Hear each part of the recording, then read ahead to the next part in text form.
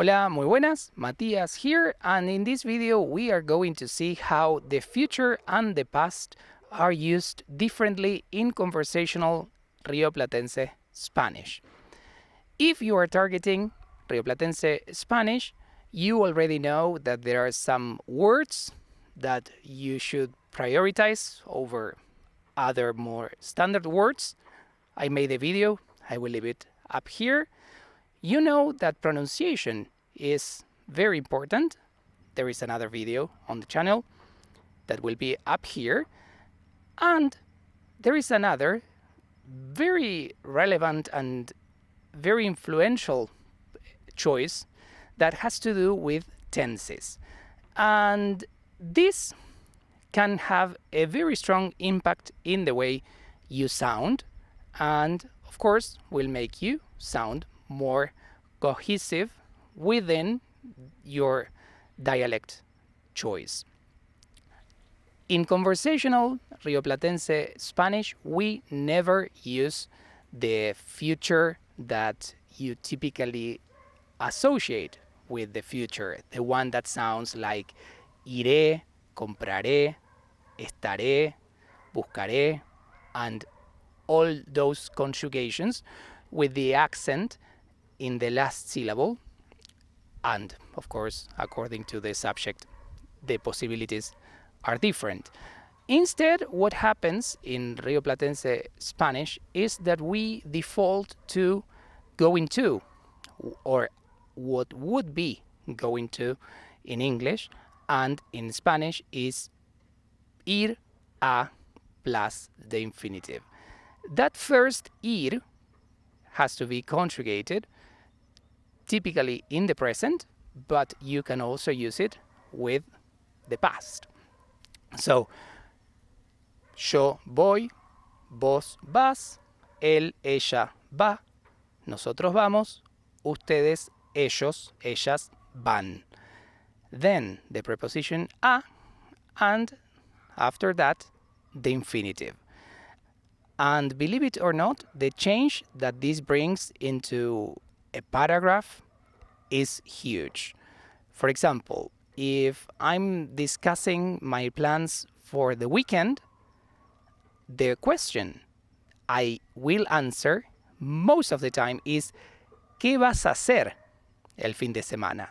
Nobody in Argentina, or at least in Buenos Aires, is going to ask ¿qué harás el fin de semana?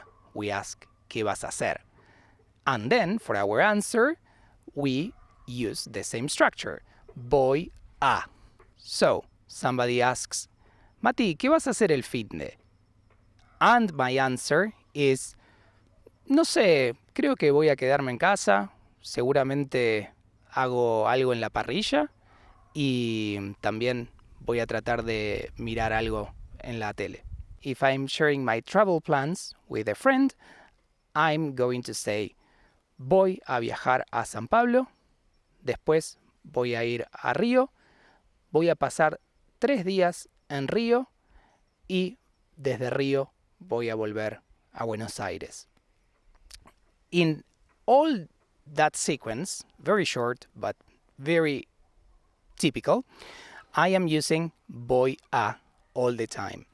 And if I went on with my plans, I would still keep my voy a forms. Another possibility that is not exclusive of Rioplatense Spanish is using the present. When you share your plans, you can also say viajo a San Pablo, después voy a Río y vuelvo a Buenos Aires.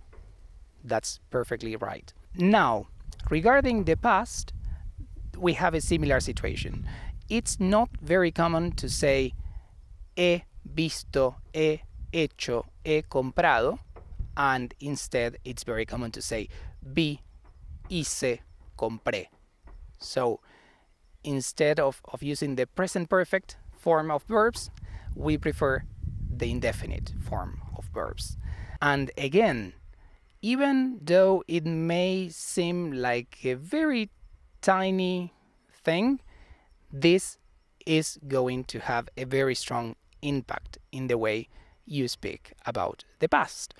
For example, if I am sharing my day at the end of the day with my wife, I'm going to say, hoy hablé con Nico, hoy compré huevos, hoy estuve en la plaza.